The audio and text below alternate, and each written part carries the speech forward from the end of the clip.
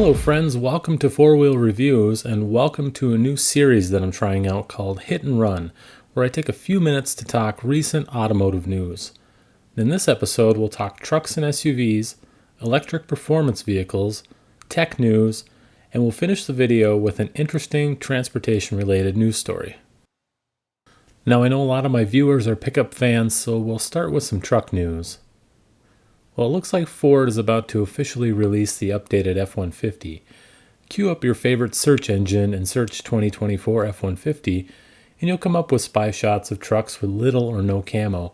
Now, the styling changes appear to be subtle, but I expect Ford to hit us with some big update, and hopefully it's not just a big price increase. Well, speaking of Ford trucks, the order banks for the 24 Super Duty opened recently. We'll see how long that lasts, but the rollout for the 23 model year was sluggish to say the least. We'll find out this year if Ford has the kinks worked out and if they can meet the demand for their popular heavy-duty pickup.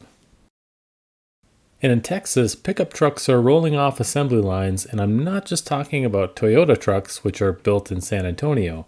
No. Tesla has finally cranked out a Cybertruck.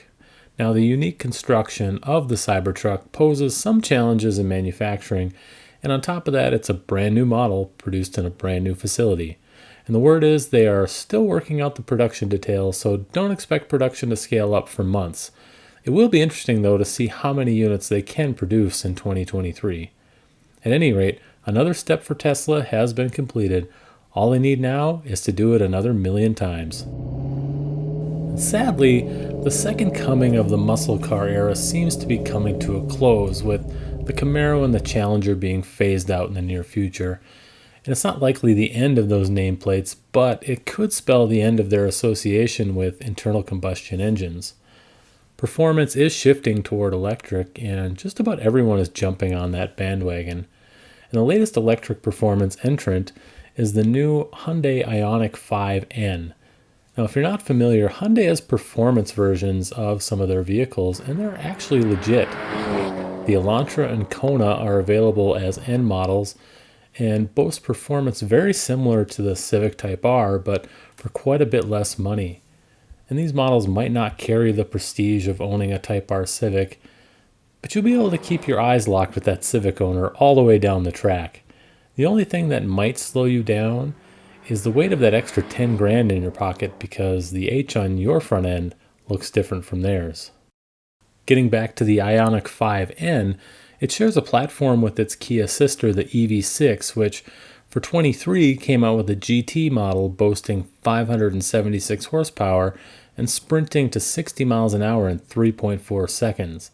The Ioniq improves on that and boasts a peak of 641 horsepower. I'm going to miss those muscle cars, but with Hyundais and Kias that go 0 to 60 in the 3-second range, oh, what a time to be alive. Speaking of Hyundai, they recently debuted the all-new 2024 Santa Fe.